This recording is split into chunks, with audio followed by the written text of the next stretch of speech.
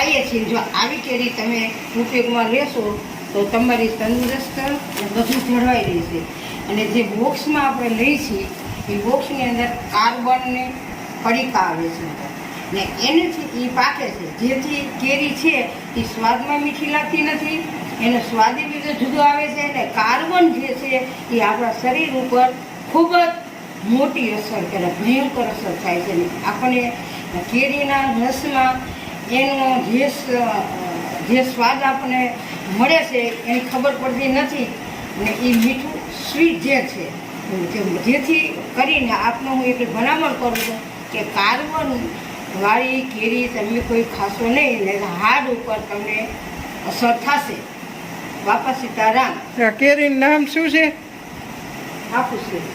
બરોબર છે, હાફૂસ કેરી સ્પેશિયલ જાતથી પકવેલી છે, કાર્બન વગરની.